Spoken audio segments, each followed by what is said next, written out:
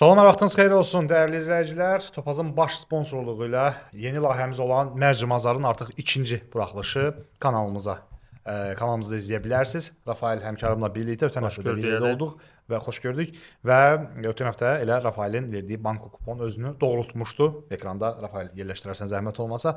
Bu dəfə də çalışacağıq ki, elə ilk addımımızı yaxşı atmışıq. Həmin o banko kuponları və riskli oyunları həftənin ən maraqlı, həftə sonunun ən maraqlı oyunlarını sizə təqdim edək. Ötən həftə maraqlı Arsenal Aston Villa qarşılaşması var idi. Orada böyük əmsalımız gəlmişdi. Aston Villa'nın qələbəsi, Napolinin 2-1 hesablı qələbəsi, Juventus-ın da o dəqiq hesabımız gəlmişdi.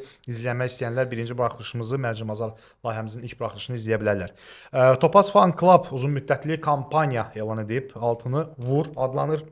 Maraqlı devizdir. İndi hər həftə 0 manatla heç bir ödəniş etmədən 250 min AZN qazana bilərsiniz. Bu necə olacaq? Tamamilə pulsuzdur. Heç bir mərc məbləği tələb olunmur. Yalnız qeydiyyatla seçilmiş həftənin 6 oyununa dəqiq hesab təxmin etməklə siz 250 mini qazana bilərsiniz. İşte oyunlarınızdan 4-ü və yaxud 5-i gəlsə, müvafiq olaraq 5 oyuna 25 min TPZ bonus, 4 oyuna isə 10 min TPZ sizə təqdim olunacaq Topaz Fan Club tərəfindən.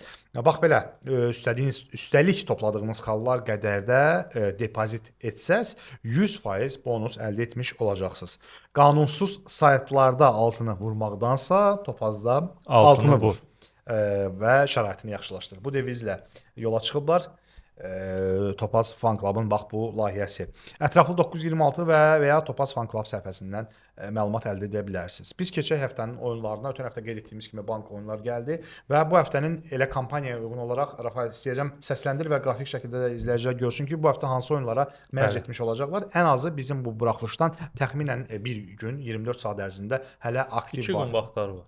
2 gün. Bu gün və cümə gününün axşam saatlarına qədər, şənbə gününə keçənə qədər vaxtınız olacaq. Buyur, oyunları təqdim et. Deməli, altını vur kampaniyasında seçilmiş 6 oyun, ikinci turun 6 oyunu Antalyaspor Galatasaray oyunudur.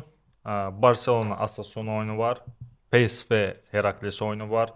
Arsenalın Wolves'la Wolverhampton'la oyunu var. Bayern München Mainz'la oyunu var. Axırıncı oyunumuz isə Deportivo Alaves'lə Real Madridin oyunudur. Yəni siz Topaz Fan Kluba daxil olaraq orada öz təxminlərinizi qeyd edə bilərsiniz. Tamamilə ödənişsizdir və 6 oyunun 6-sı da gəlsə 250 min manat qazanacaqsınız. Qulağa xoş səslənir. Əsas odur pulsuzdur. Keçək indi banko kuponlarımıza. Təklif edəcəm sən. Ötən həftə uğurlu bir şəxs kimi, ona görə sən hansı kim uğurlusa növbəti həftə o başlasın ilk oyunları. Onda risklərdə sən başlayasan. Keçən həftə risklərində sən də uğurlu. Açığı keçən həftə çox yaxşı 2 əmsallı oyun var. Dəqiq gəldi. Amma bu dəfə bir qədər ehtiyatlı olacaq, amma yenə də yuxarı əmsallara çalışacağıq ki, yer ayıraq. Buyur, sənin oyunların. Başlayaq. İlk oyunum Arsenalın Wolves-la oyunudur. Arsenal bilirik ki, biraz pis çıxış elədi Premier Liqada son turlarda. Aston Villa'da məğlub oldu. Lakin mən düşünürəm ki, evdə Emirates-də Arsenal birinci hissədə yəni ən az 2 gol vuracaq. Birinci hissə şəxsi 2 yoxsa ümumi fərq etmir. Biraz riskə də getmək istəyirsiniz, şəxsi 2-yə girə bilərsiniz. Amma belə 1.5 üst birinci hissə 1.91 əmsal verir hal-hazırda bəli Topazda. İkinci oyunum yenə birinci hissə 1.5 üstüdür. Bu da Bayern Münxendədir. Nisbətən onunla nisbətdə daha rahat oyunu sayıla bilər. Wolves-in bərbad çıxış elədiyini nəzərə alsaq, bəli, 2 xalı var. Çempionlar Liqasında 6-6 elədi. Bəli, Arsenal Brüggeni 3-0-da məğlub elədi.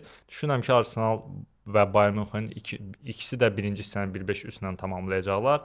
Üçüncü oyunum isə bu PSG-nin oyunudur. PSG-nin oyunu 2.5 üst, PSG-nin qələbəsi 2-li olaraq istifadə edə bilərlər və ya 2.5 üstə də gedə bilərlər, qələbəsini də yoxlaya bilərlər.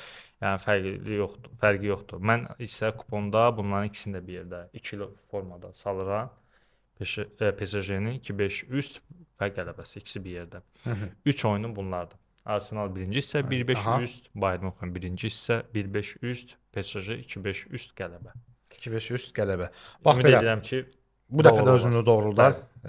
Ümid eləyək və istifadə edə bilərsiniz Rafaelin. Təbii ki, sizin öz fikirləriniz də önəmlidir, amma yəni biz sizin fikirlərinizə müdaxilə etmirik. Sadəcə biz də bu oyunları dəyərləndirməyi tövsiyə edərdik. Keçid alaq mənim oyunlarıma. Mənim oyunlarımda səndən bir xahiş eləyəcəm.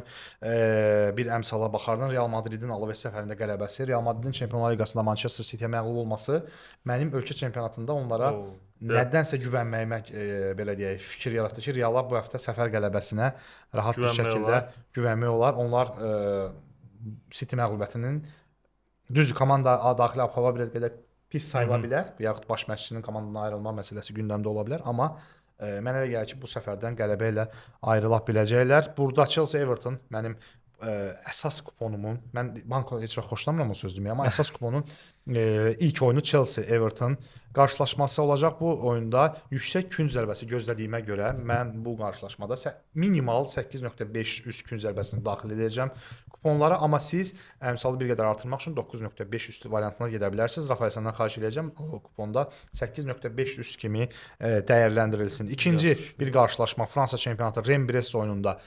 Bu komandalar Rennes'in xüsusi bir son olaraq ənənəsi var.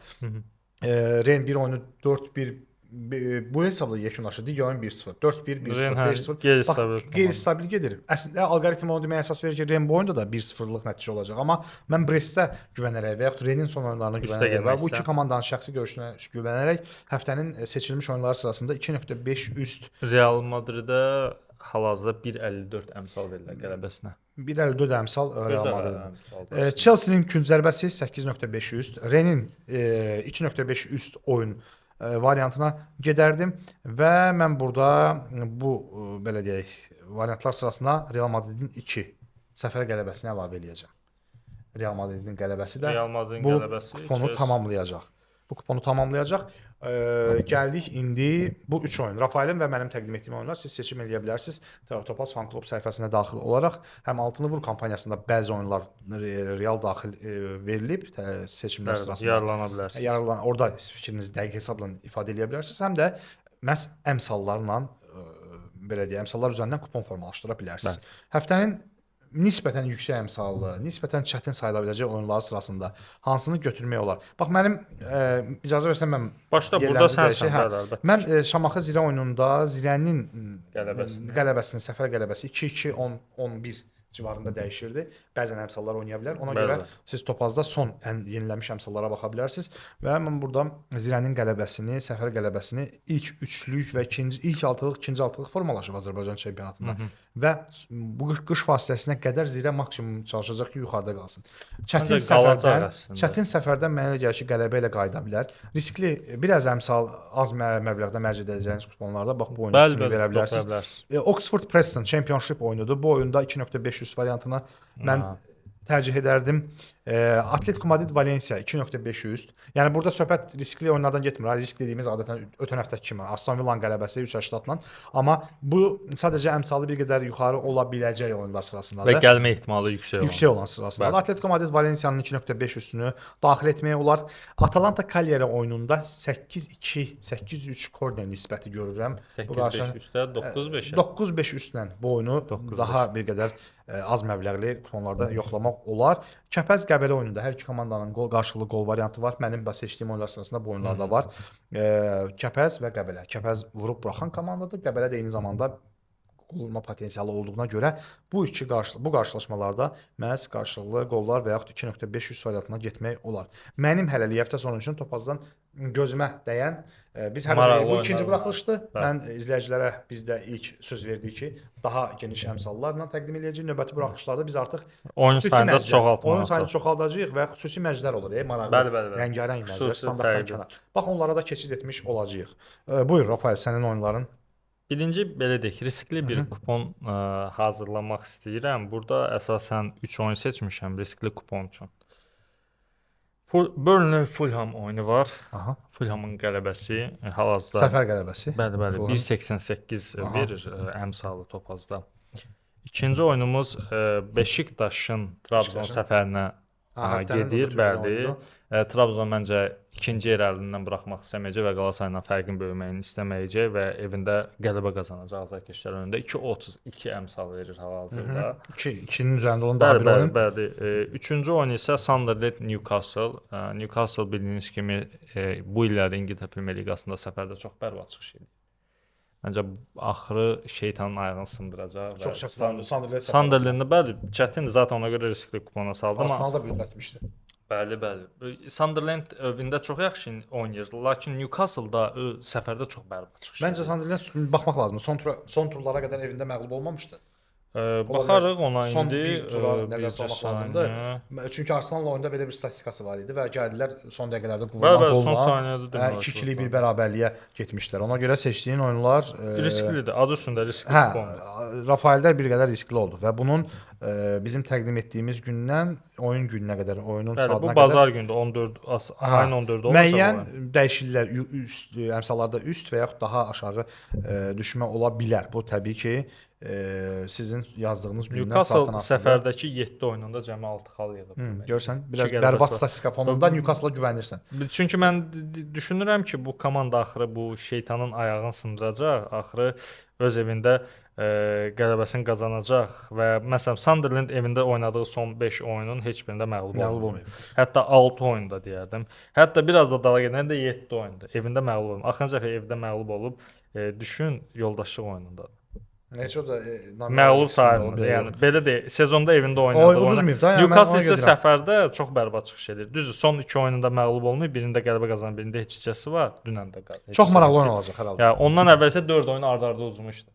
Yəni ona görə mən Newcastle düşünürəm ki, artıq belə İmrəni özünə tərəf çevirir və səfərdə də qələbəsi olacaq. artıracaq. Çünki 7 oyuna 6 xal bu cəmi 2 qələbə deməkdir. Galatasaray Antalya bir oyunda var. O oyunda haqqında da danışaq. Türkiyə futbol sevərləri çoxdur.